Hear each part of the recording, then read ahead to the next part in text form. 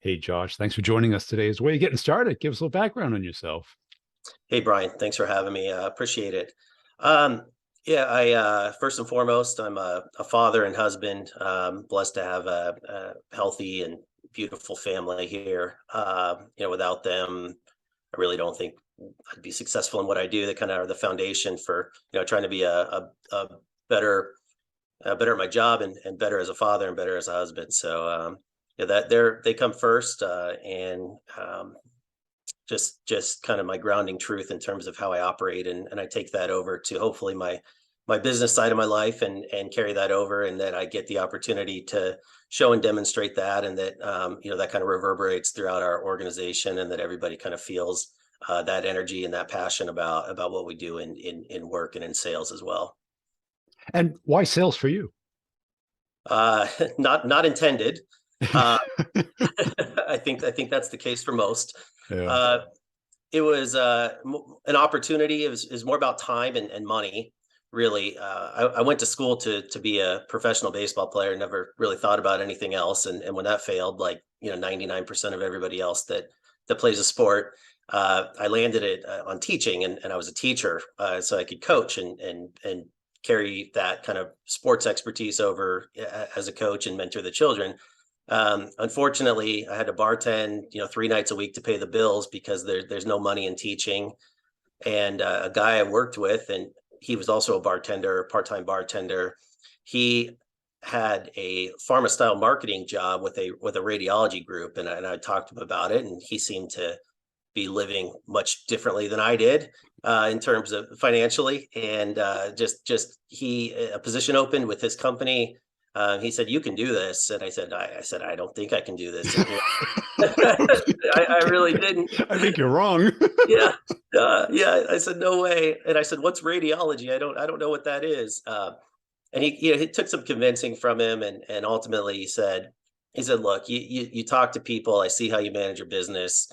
Um, you can do this job. Trust me, I'll teach you." And that, the rest is history. So we kind of are afforded opportunities. It's just a matter of what we do with that and taking advantage of it to springboard ourselves into the next level of whatever that may be, whether that's life or in a career. And what made you think you couldn't do it or didn't want to do it or didn't think you'd be good at it? Just lack of knowledge and understanding. I'd never done anything sales wise. I was definitely not in healthcare or had any background in healthcare. And but those two things are what I would consider pretty big things, in But terms you of stepping you got, into a career, right? So you got a not no. biology degree. That's pretty close, right? Isn't it? No? Yeah, so I did have a biology degree, so I had kind of a science background. Yeah. But there's a big difference between selling AI software and teaching kids the water cycle, in school. So Sure, I guess you got me there. What was that first couple years like? it was tough. Yeah, I had some ups and downs and some successes early on, and it was more about learning and really just immersing myself in anything and everything I could find about the field, and understanding what worked and didn't work. More than anything, I think that the one thing I can say, and I recommend this to anybody breaking into sales, is let the other people talk, let your customers talk, and just ask a lot of questions.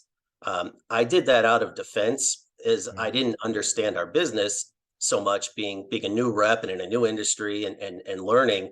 So I would just go into the doctor's offices and ask questions, and start to understand what they needed. And that was, I did it more out of defense. I was afraid of being exposed for somebody that didn't have a huge knowledge set. And ultimately, when 20 years later, when I look back, that's the same thing I tell my team today is, guys, this is about the customer. This is not about us. And we need to know everything we can about them to even understand if they're right for us or not. And you do that by asking questions. So it was just kind of ironic that it worked out that way.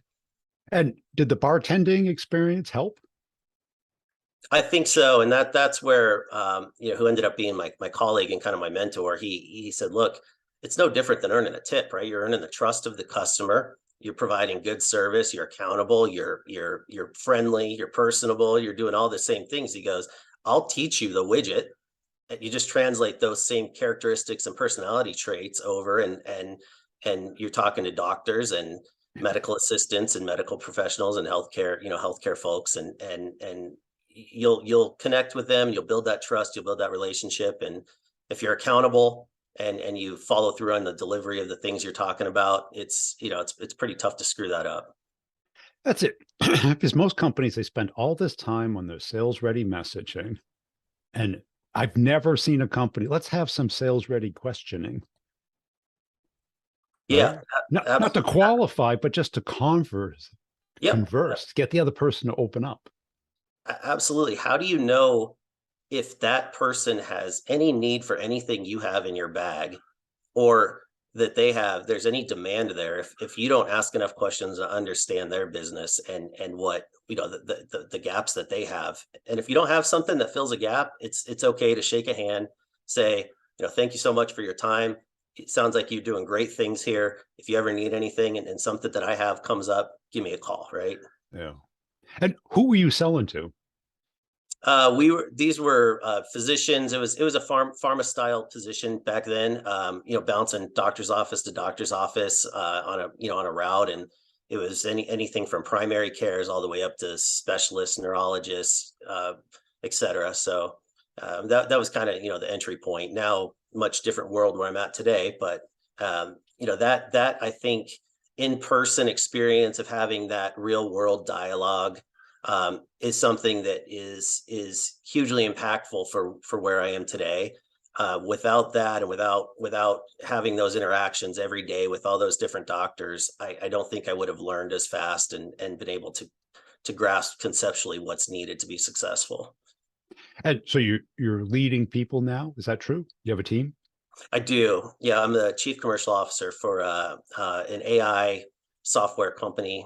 We do radiology, AI interpretations, and we are a small company, been around for a long time, but up until a couple of years ago when I came on board, we were more of a research and kind of grant funded organization, not really focused on commercial growth. And when I came in, we were kind of entering a new phase in our organization, and so we operate very much like a startup, even though we've been around for close to 20 years. But previously, there was really no commercial emphasis. It was very much a research-driven organization. So the difference between research mindset and commercial mindset is so vastly different that what I learned when I dug in is it's not it's not just the commercialization of this. There's no process. There's no delivery. There's no model for anything, right? There was no infrastructure. It was very much R&D driven, and Yeah.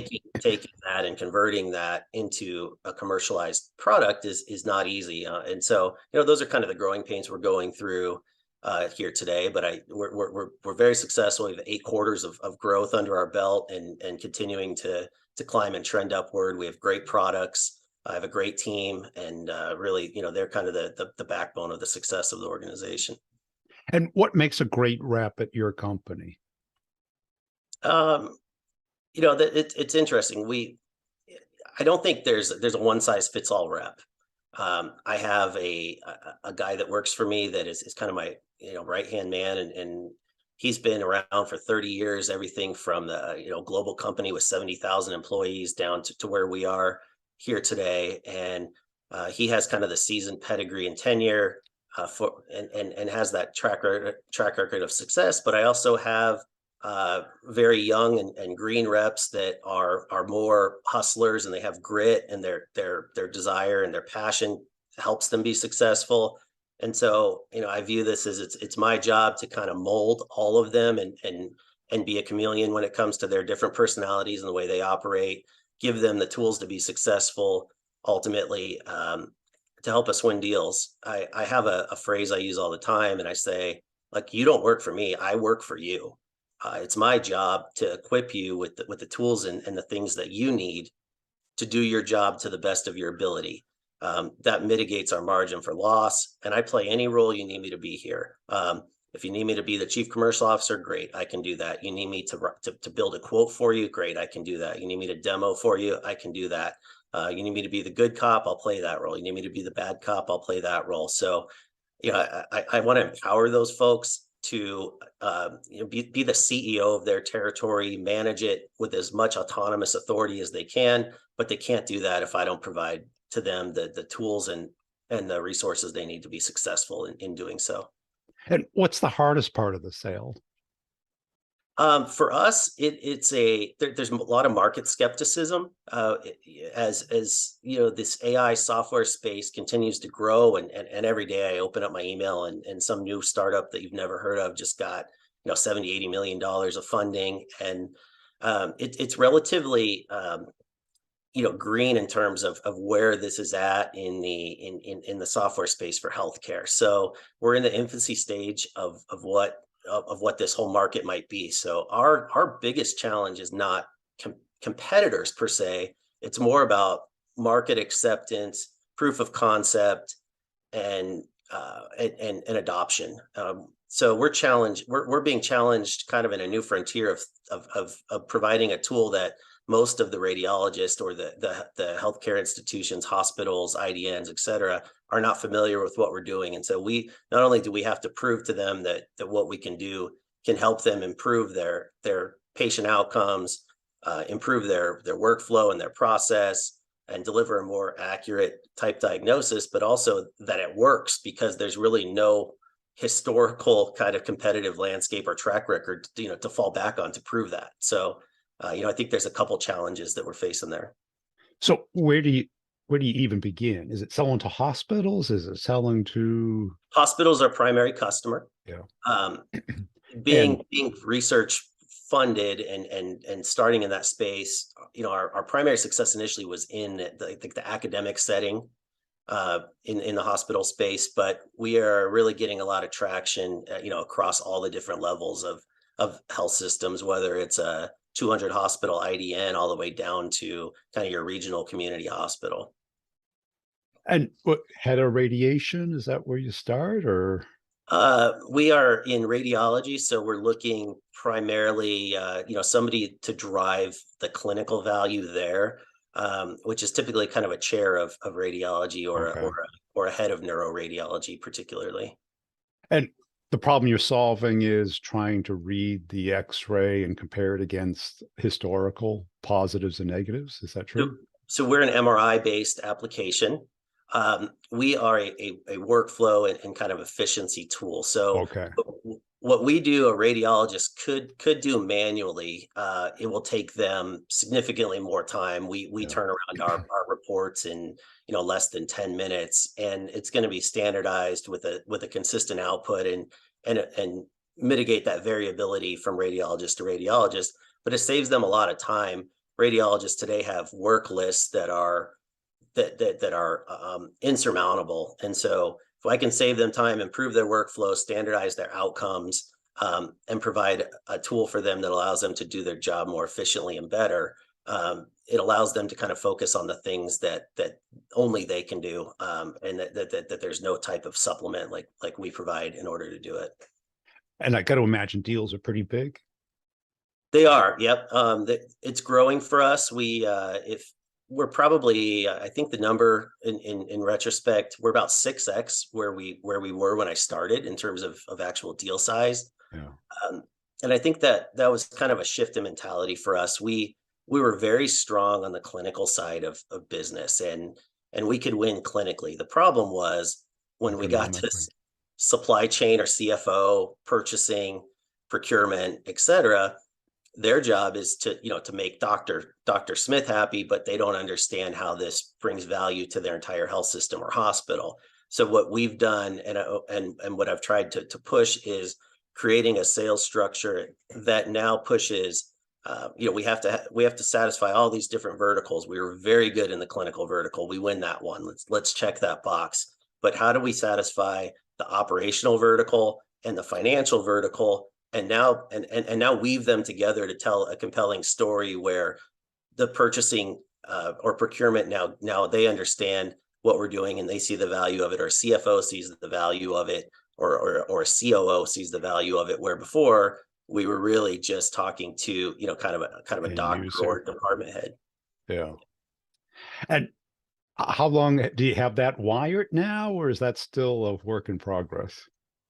I think we have a pretty good story. I think that the challenge is convincing the team and having the confidence to have those conversations with different stakeholders that we have not traditionally called on in the past.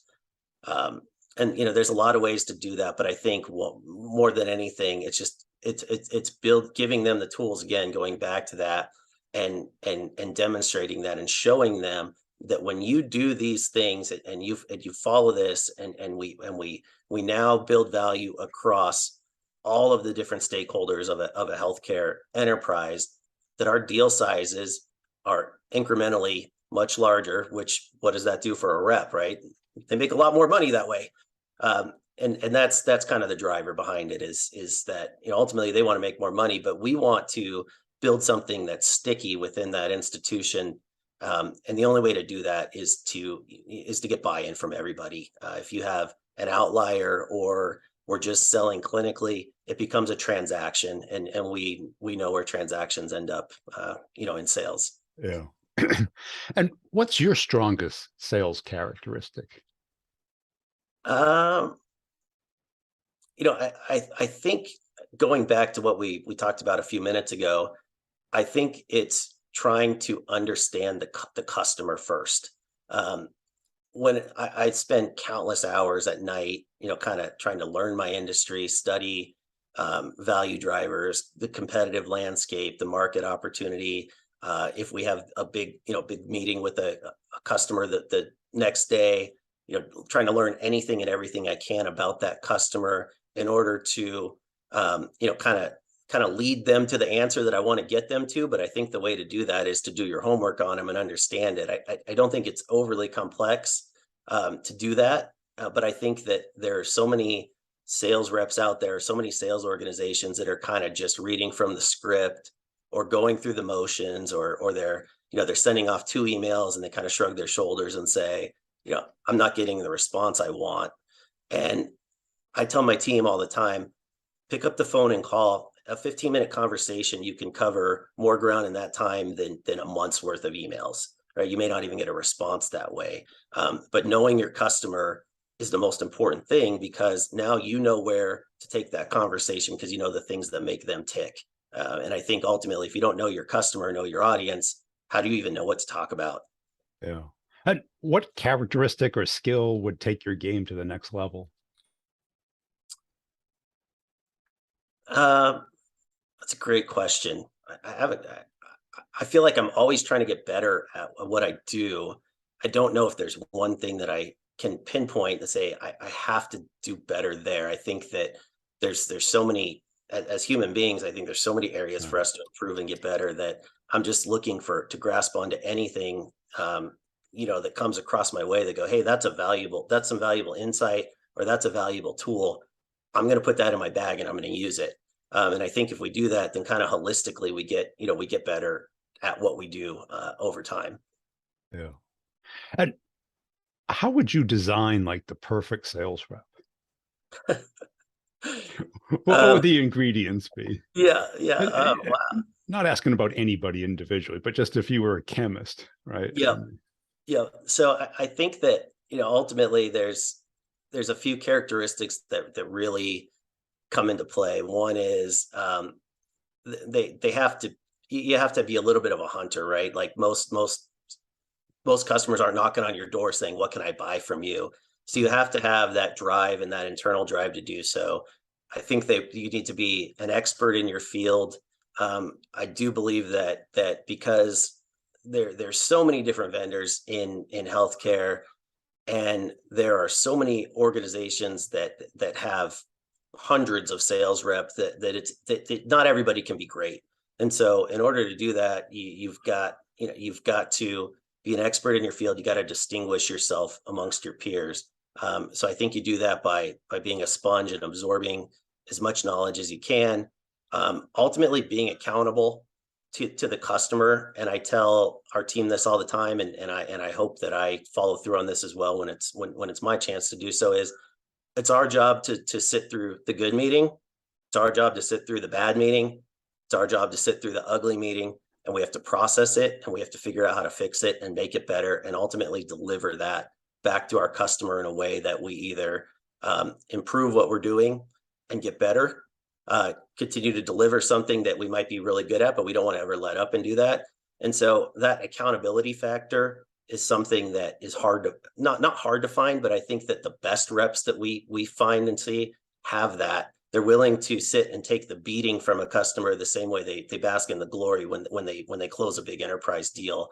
And I think that sales, a lot of it is kind of pigeonholed into, well, you guys get all the glory, and it said, well, no, the best actually kind of take more beating than they Yeah. getting the glory. You may see the glory, but it's not all Yeah. glory, is it? Oh, I mean, and that's the thing. You could work on something for 2 years and lose it, right? And people don't understand how much time and energy went into that, and your livelihood depends Right. on that. So that's a big loss, and I think that's kind of the misguided conception of sales, is that you're out there, swinging golf clubs and hobnobbing with customers drinking wine, and the reality is, you're knee deep in problem solving and trying to execute things and deliver things to customers, and you're facing challenges every day. It's not, kind of what the movies make it out to be. The movies. And now, do you get any inbound, or is it 100% outbound? We do get a lot of inbound. We're in a, kind of a rapidly kind of growing space, and so we have a lot of trade show activity, which creates opportunity for us. So I guess I'll kind of consider that inbound. But we do get a lot of kind of word of mouth. Radiology community is pretty small, right? They all talk to each other. They have friends at other institutions, and so we do get some inbound leads. But for the most part, the majority of what we do is kind of outbound hunter type sales. Yeah. And I got to imagine that they can afford it, they like it, but they've got a million other priorities. Is that the main obstacle you run into at the end of the sales Yeah, process? yeah. So there, right, we're competing with like the valet parking, the parking garage, the cafeteria, the the OR suites. A million other things, Yeah, right? and things that are not even not even healthcare related. Like the parking garage, and the Yeah, reason is that that's a revenue generator for them. So when that's when true. they're driving revenue as many ways as possible. So we're competing with all of that. We are more of an OpEx spend, being software SaaS model, and so we're not a big capital expense up front. But I think that, ultimately we kind of have to compete for dollars the same way that they do in capital. Yeah. And what do you see most salespeople getting wrong today? I think they give up. Yeah. Uh, I see a lot of, I had one conversation, not much follow up, or I sent 3 emails, and you're like, 3 emails, like, wow. Yeah. And I think that it's just that there's not that desire to keep finding the right opportunity. And it's like that. Imagine doing something one time and not being successful, and thinking that was the end. And that's really not the case. I mean, people that are great at their craft work on it every single day of their life. And I think that's the one thing that I think a lot of sales reps don't do, is that they don't continue to try to perfect their craft over time. Because I think a lot of salespeople look at it, oh, if they're not interested or it's not a priority right now, that's going to be true forever. Instead of, it's like, no, they might want to get familiar with it, circulate it, socialize it, get it into the priority queue, but you have to keep the interest moving. Yep. Yep. The sale doesn't happen when they're ready to buy. The sale happens for all the time prior to that, in that latent Yes. buying cycle, right? Where you're trying to build value up towards that. It's like by the time they're ready to buy, they've selected a vendor and they're ready to go forward. There's no more selling that's going on. That part's done. Yeah. And what was your motivation to get in the leadership versus staying an individual contributor? Uh, well, I kept getting pushed into it by other people originally, and I was like, I like my life. I get to manage my own time, and as long as I'm successful, people stay off my back. And you get into leadership, and you realize, like, there is no more time, right? All of your time is sucked up trying to, help the people that now work for you. But no, truthfully, I like just enjoying the successes of the people that work for me, and I get more joy out of watching them get excited about winning a deal or the things that they're accomplishing, than my own. I tend to try to deflect things from the board or praise that comes our way, and really just commend not just the sales team around me, but the support team that we have, the operational team behind that, the engineers and developers of the software. I mean, there's really no one department that makes it happen, right? It's all orchestrated, and it's all synergistic for us to be good at what we do. And did you pick that title as opposed to CRO or VP of sales or? I did not pick the title. I started out as the VP of sales for the company I'm with today, and then I Yeah. was promoted right around the first of the year to the chief commercial officer. Because it kind of gives at least to me, that you're working internally as well, like getting, marketing and product and the other organizations to understand the commercial elements of the Yeah, company. so being a fairly small company, there's we all wear a lot of hats, Yeah. and so there is a lot of internal development, and that's where you got to get the right people, and you got to build the process around it. So we have to, my I'm working to kind of align product development, support, um, operational efficiency, as well as commercial delivery, because we can't deliver anything commercially without those things being great. And what do most reps not get about sales leadership?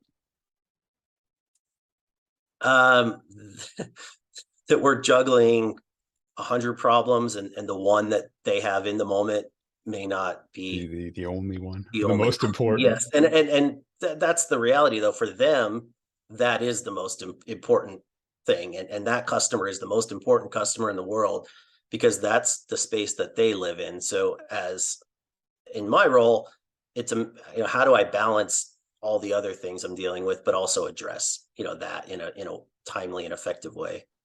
Yeah. And how about hiring? Is that something that you become good at? Because it's not, people don't teach it, right? And if you've Um, never hired before, it's Hiring, I think, it's like a learned art form. The first time I ever sat down to interview somebody, I didn't even know what questions to ask them. I had to Google, like, good what are questions. common interview questions. Granted, this is a long time ago, but that said, when I'm interviewing somebody, I don't I select them off of a resume based on kind of the track record of what they've done. But at that point, I'm looking more for characteristics and traits of somebody that I go, okay, I could I can take this person, and they have all of the qualities we're looking for as an organization, and we can teach them the things that they don't know. Um, I will say that because of LinkedIn, most of the candidates that we've hired recently are really not we weren't actively searching. It was that it kind of connected and found somebody that showed interest in what we did, and as I engaged with them, I thought, God, we've got to hire this person. They're a great fit for what we're doing, and it's almost kind of organically come about, as opposed to building an active search and going out and sorting through 400 resumes and trying to find five that look good, and Yeah. going there. And a lot of candidates don't get that. They all go through the front door, which puts them in a pile of junk that may not ever get to. Yeah, it's when somebody puts a job out, I think the one thing that most candidates don't realize is a lot of times they already know who they're hiring for that Yes. Yeah. position. It's like And an everybody, RFP. yeah, and every right. It's like this position's been scoped for somebody that we have in mind, and you may be a great candidate, but ultimately the company is kind of already decided a direction they're going to go, and you're really limiting your chances. I think that if I was out looking for a job today, I would hope that I don't have to go that route, because I've connected and proven myself to my peers and colleagues and other industry professionals where they would go, "Hey, if you're looking, we got a spot for you." And I think that to me is how kind of how my career has progressed all along, is just through networking and building, um, the idea that somebody sees you and goes, "Hey, we think this is a good fit for you. Are you interested in doing this?" And it's really not actively going out and submitting resumes for open positions and whatnot. Cool. Hey, Josh, really appreciate your time today. Where can people go to connect and follow you? I'm on LinkedIn. I don't have any other social media other than that, so it's pretty professional. I don't know what my backslash is, but if you just search Josh Cohen or Cortex AI, you can track me that way and find me.